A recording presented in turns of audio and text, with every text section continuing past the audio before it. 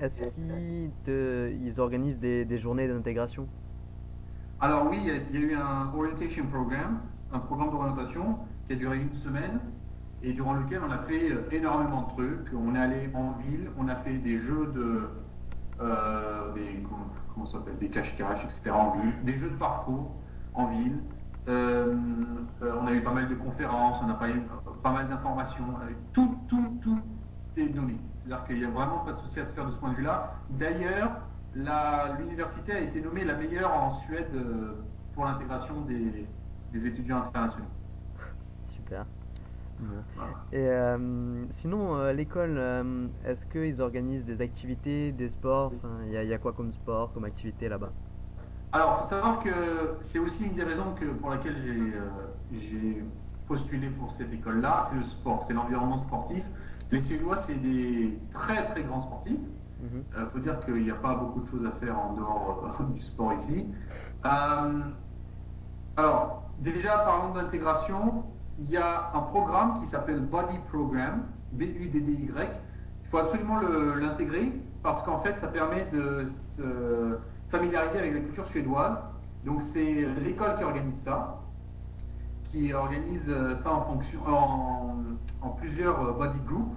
Et donc, une fois qu'on a intégré un groupe, le groupe s'occupe de tout, organise des voyages à travers la Suède, du nord au sud, organise des activités sportives, extrascolaires, festives, tout vraiment pour que vous passiez le meilleur séjour possible.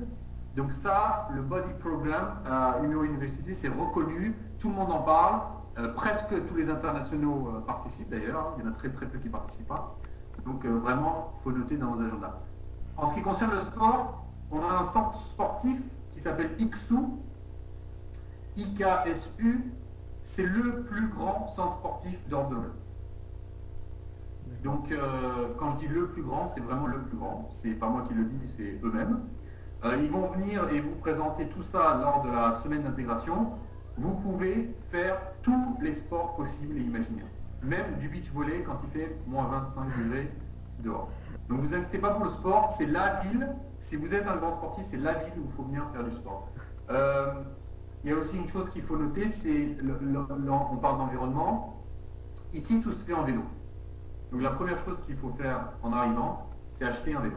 Acheter un vélo bien neuf ou bien d'occasion, il y en a plein. Tout se fait à vélo. Il y a des pistes cyclables partout. On a même des bike freeways qui traversent la ville. Donc c'est vraiment un environnement sportif idéal. Ok. Et donc, est-ce que c'est possible de faire partie d'une asso de l'école ou d'effectuer un projet ou un proact là-bas? Alors, les associations, ça marche pas comme à Euromed. Mhm. Elles sont pas aussi riches. Par contre, moi j'ai fait personnellement partie d'une association HHUS, c'est la plus grosse association de l'école en fait. Et j'ai fait partie de ça en tant que student representative. Sinon, il existe d'autres associations, mais l'intégration va être un peu plus compliquée parce que beaucoup de choses se font en suédois. Donc c'est plutôt les Suédois entre eux, plus que les internationaux et les Suédois ensemble. Mais cette grosse association, la HHUS, on peut en faire partie et c'est ce que j'ai fait. Quant au ProAct, oui, j'en ai fait d'ailleurs moi-même un. Par contre, c'était pas avec la fac, c'était avec l'agence UBI France basée à Stockholm. Donc avec l'école, je ne sais pas. Mais les Suédois sont ouverts à toute bonne idée, donc n'hésitez pas. D'accord. Donc, on va passer maintenant à la partie environnement culturel et description du pays. Donc, est-ce que tu peux nous décrire assez rapidement la ville où se trouvait l'établissement et si elle était loin du centre-ville enfin, voilà. Alors, comme je l'avais dit précédemment, on est 100 000 habitants ici à peu près, Mhm. donc 48 000 étudiants. C'est une très très grosse fac Ouais. qui a énormément de facultés. C'est une très grosse université avec beaucoup de facultés, pardon. C'est un vrai campus à l'américaine avec un lac, avec des équipements sportifs, avec plus de 30, je crois, buildings. Donc c'est énorme, c'est presque une ville dans la ville. Elle se trouve très près de la ville, du centre-ville historique, on va dire, d'Umeå. En vélo, ça fait 10 minutes du centre du campus jusqu'au centre de la ville. En 10 minutes, on y est. Surtout avec les pistes cyclables. La ville, c'est une petite ville. C'est une ville très suédoise. Donc architecturalement parlant, c'est très suédois. C'est mignon. C'est scandinave. Et c'est très humain. Donc c'est une vie à taille humaine. C'est-à-dire que tout le monde marche, tout le monde fait du vélo. C'est très bas comme ville, il n'y a pas de building énorme, de gratte-ciel. Et on trouve de tout. On manque vraiment de rien. C'est la Suède, hein, je le rappelle. Ouais. On n'est pas dans un pays du tiers-monde. Et même au fin fond de la Suède, on a toutes les marques, tous les restos, tous les magasins qu'on veut, tout y est. D'accord. Et donc tu as parlé du vélo, à pied, mais il y a des bus, des taxis un peu ou... Alors, de l'aéroport, bien sûr qu'il y a des taxis, et même en ville, il y a des taxis. Ça coûte relativement cher pour ce que c'est, parce que c'est une petite ville, donc on fait 10 minutes en taxi, on en a pour 25 euros. Donc tout se fait à pied, en vélo, et bien sûr qu'il y a un système qui est bien développé de bus. On peut prendre des abonnements de bus, mais je pense que ça vaut pas le coup. Les campus, les logements universitaires, il y en aura 4, 5 je crois, qui sont à disposition des étudiants euromédiens. Tous sont vraiment à côté du campus. Donc à droite, à gauche, au nord, au sud, à l'est, à l'ouest. Et tout se fait à pied, il n'y a pas besoin de payer un ticket de bus de 2,50 € pour aller à la fac. Vraiment. Mais par contre, il y a un vrai réseau de bus. Si jamais on veut faire des grosses courses, ou on veut aller même à l'aéroport, tout est fait pour les transports en commun. Ok. Et est-ce que tu as visité les alentours? Donc je suppose que oui. Et si oui, quelle ville et qu'est-ce que c'était la particularité? Enfin, qu'est-ce que tu en as pensé de ces villes? Alors moi, j'ai signé pour cette expérience culturelle, expérience internationale. Donc oui, ceux qui rêvent de faire des belles escapades, des beaux voyages, vraiment magnifiques, en anglais c'est des once in a lifetime, c'est vraiment l'endroit idéal. Et je vais vous dire pourquoi, parce qu'on est au nord de la Suède, donc les étés, là actuellement il fait 20 degrés, et ça fait 2 semaines qu'il fait 20 degrés, mais les hivers il fait moins 25, moins 30. Et quand il fait moins 25, moins 30, bien sûr, il y a de la neige partout, pendant au moins 6 mois. Et c'est ça qui fait le charme de la ville et surtout des alentours. Donc j'ai fait des voyages plus au nord encore, à Kiruna, où il y a notamment le fameux Ice Hotel, l'unique au monde, qui se refait tous les ans, à visiter absolument. Pour les fans de ski, c'est vraiment l'endroit idéal aussi. Vous prenez votre vélo et en 10 minutes vous avez des pistes skiables, enfin tout ce qu'il faut. C'est magique. C'est vraiment l'endroit idéal pour faire des choses qu'on ne fait habituellement jamais, surtout si vous êtes de la région Provence. C'est sûr qu'on n'a pas trop l'habitude de voir la neige, de faire ces choses-là. Et donc, oui, tu recommandes de visiter. Et est-ce qu'il y a des activités à faire comme je sais pas, du cinéma, Alors, des trucs spécifiques? je vous conseille 2-3 activités clés. Bon, c'est sûr qu'il y aura un cinéma en ville, des choses, même un opéra pour 100 000 habitants, ce qui n'existe pas en France d'ailleurs. Il y a un vrai opéra avec des professionnels.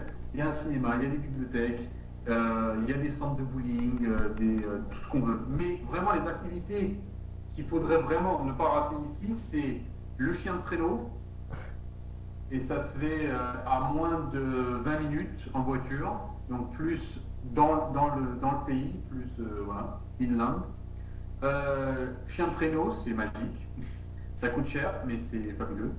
Quelque chose qui coûte beaucoup moins cher et pour les amateurs d'adrénaline ou de vitesse, le snowmobile, extraordinaire, j'en ai fait 5 fois. C'est encore mieux, ça va encore plus vite. Et on est seul en fait, c'est nous-mêmes qui dirigeons notre snowmobile.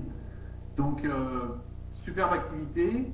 Il y a d'autres voyages que j'ai pas mentionnés qu'on peut faire aussi. C'est aller à Stockholm. Stockholm, c'est une ville super magique. Et de là-bas, on peut prendre. Donc, déjà, on peut visiter énormément de musées là-bas, sur Stockholm. Ici, il n'y en a pas de musées. Mais sur Stockholm, il y en a beaucoup. Et on peut même prendre des ferries qui circulent entre Stockholm et des villes comme Helsinki, Riga ou Tallinn. Et en fait, ces ferries, on peut les faire en aller-retour, puisque ça dure 17 heures, pour un week-end. Et les Suédois en profitent pour faire la fête toute la nuit et trois petits points. D'accord. Et maintenant par rapport à la langue du pays, donc tu m'as dit tous les Suédois parlent anglais. Est-ce que c'est nécessaire de parler suédois? Alors, pas du tout. Je connais pas mal de Français d'ailleurs qui n'ont jamais appris ou fait même l'effort d'apprendre quelques mots.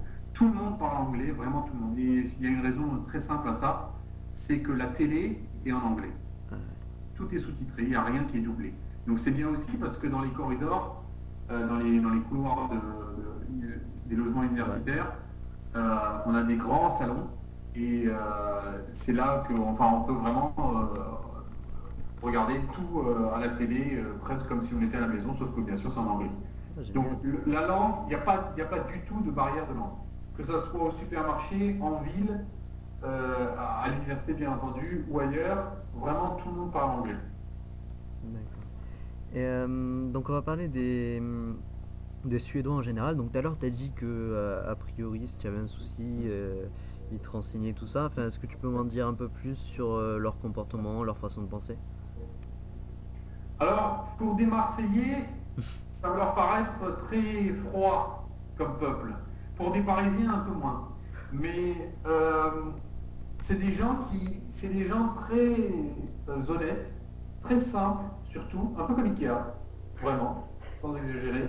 Et une fois qu'ils ont fait votre connaissance, qu'ils ont su qui vous êtes, que vous êtes quelqu'un de sympathique, d'honnête, de sérieux aussi, et même rigolo, c'est là qu'ils vont commencer à s'approcher de vous. C'est sûr que si vous parlez suédois, ça facilite, mais même en anglais, tout passe. Donc, faut pas du tout. Ils sont un peu. Euh, comment dire? J'ai le mot qui me vient en arménien et pas en français, désolé. Ah, Euh, bon, c'est pas un peuple chaud comme un peuple qu'on pourrait penser à un peuple méditerranéen. Mais une fois qu'on est très bien avec eux, alors là, vraiment, il y a aucun souci à avoir. C'est des gens qui sont à temps. Donc, contrairement aux Français qui sont toujours en retard, ici, tout se fait à temps. Et quand je dis à temps, c'est-à-dire 5 minutes avant. Donc, ok. on donne rendez-vous, que ce soit pour une fête, pour un rendez-vous d'examen ou pour n'importe quoi, le rendez-vous se fait toujours 5 minutes avant. Donc, il y a des choses qu'il faut respecter et ils respecteront aussi en échange. Ok. Donc pour finir sur cette partie, en termes d'alimentation, est-ce qu'il y a des spécialités? Enfin, qu'est-ce qu'on mange là-bas? Alors, pour les amateurs de gastronomie, ils vont être un peu déçus quand même par la Suède. C'est pas le pays de la gastronomie. On trouve de tout dans les hypermarchés, dans les supermarchés, même du président, même du Danone, enfin tout ce qu'il faut. Par contre, euh, voilà, les habitudes culturelles pour l'alimentation, c'est pas ça. Ils ont quand même des spécialités, les meatballs, les boules de viande. Mhm. Ils ont quelques autres spécialités, notamment en pâtisserie, que je ne saurais nommer parce que c'est très compliqué, qui sont, qui sont assez bons. Sinon, sinon, question nourriture, préparez-vous à dépenser pas mal, surtout comparé à Marseille. On est quand même en Suède, c'est un pays qui est cher. Et surtout au nord, les tomates ne poussent pas. Donc, si vous voulez acheter des légumes et des fruits frais, attendez-vous à ce que les prix soient presque le double.